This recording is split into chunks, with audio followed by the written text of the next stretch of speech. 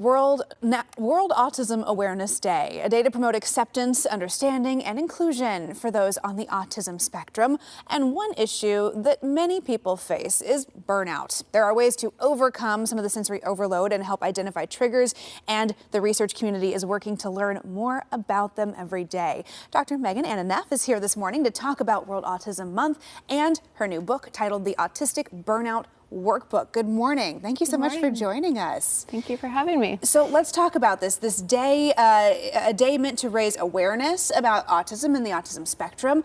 We have seen it bring up some mixed emotions for many in the autism community, a community of which you are one. So tell us about just kind of how this has been perceived over the years. Yeah, so that's very attuned of you, first of all.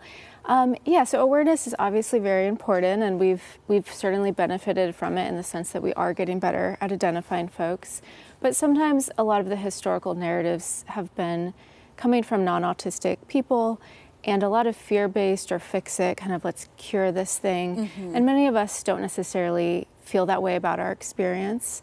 And so it can be a mixed month for many of us in regards to the messages that are out there about autism. Sure. It's very personal to the individual, and you're also talking about the autism spectrum, right? So this looks different for everyone. Absolutely. And that's why it's so complex to talk about autism, is the experience is so different. There's a saying in our community, when you've met one autistic person, you've met one autistic person. You haven't met them all, for sure. Well, there's been kind of a shift happening, it seems like, in the culture and in dialogue, moving from autism awareness even to more acceptance or appreciation. How has that changed the conversation for folks with ASD? Yeah, it's changed it quite a bit.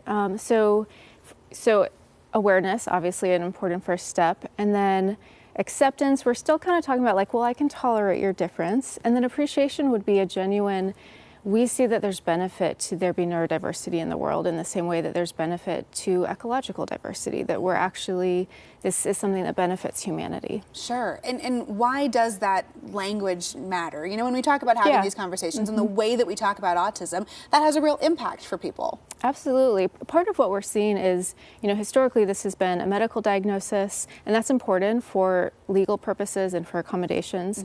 But you're also seeing a shift where many of us are embracing this as a valid part of our identity.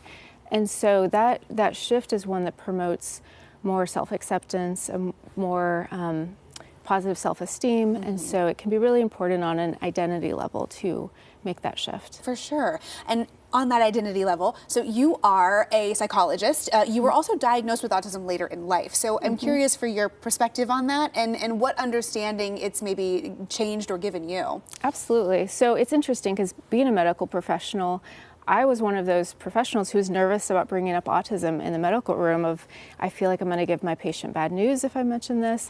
And I see this in the medical community. There's a hesitancy to bring it up. But actually, when I discovered this at 37, and this is true of many autistic adults, not all, but it was actually a huge relief because I'd always been wondering about parts of my life that didn't make sense. So having this lens unlocked so much self-compassion, self-understanding. It unlocked neurodivergent community, so discovering people for whom I could easily connect.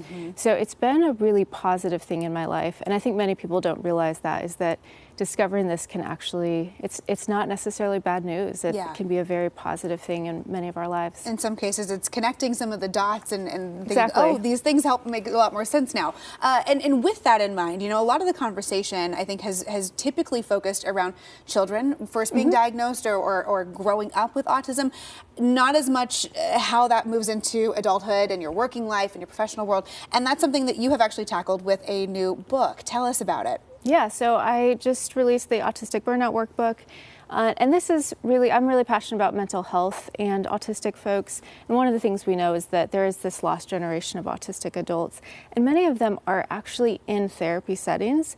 Their autism is just missed, and so things like burnout could show up or be diagnosed as depression or anxiety, and so understanding what this experience is and then how to support it, it's really important for the well-being of all autistic adults and autistic children as well. What do you hope that people will take away from this book?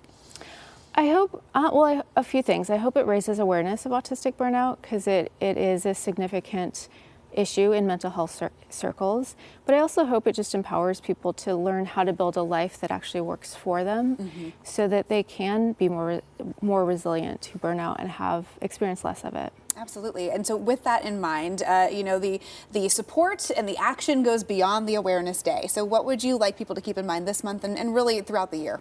Yeah, I think the big thing is centering autistic voices and listening to autistic voices as part of the conversation.